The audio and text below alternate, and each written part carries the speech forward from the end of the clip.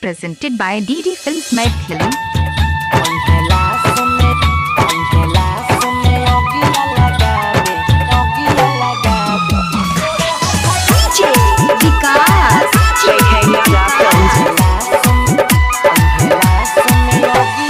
जहिया तू जइभी ससुरा जान हम मरवाओगे,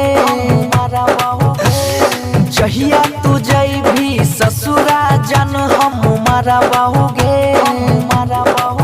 पहला समय अगिया लगाबे तोरे हाथ जरवाओगे, पहला समय अगिया लगाबे।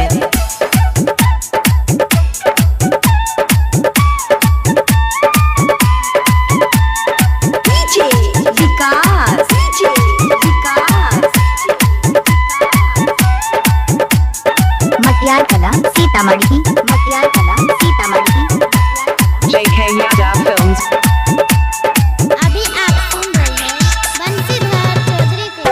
तू ही छी मोर जान गे, तू ही छी पहरान गे, धड़कत हमर दिलवा के तू छहिया रहमान गे। तू ही छी मोर जान गे, तू ही छी पहरान गे, धड़कत हमर दिलवा के तू छहिया रहमान गे। दोसरा नाम के मेहदी लगई भी तलड़ाओगे, दोसरा नाम के मेहदी लगई भी तलड़ाओगे। पहला समय अगिया लगाबे तोरे हाथ जरवाओगे, पहला समय अगिया लगाबे तोरे हाथ जरवाओगे।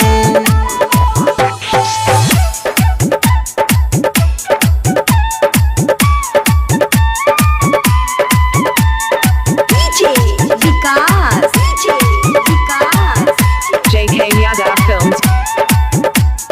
मटियार कला सीतामढ़ी, मटियार कला सीतामढ़ी। अभी आप सुन रहे हैं DD Films मैथिली की प्रस्तुति।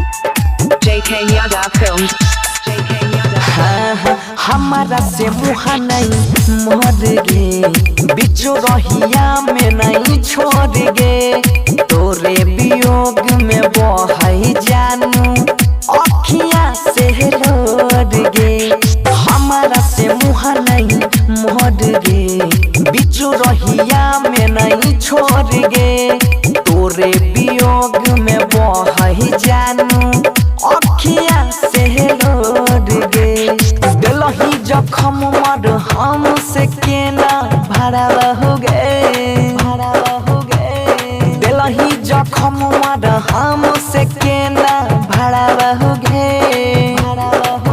पहला समय अगिया लगाबे तोरे हाथ जरवाओगे, पहला समय अगिया लगाबे तोरे हाथ जरवाओगे। DD Films Maithili।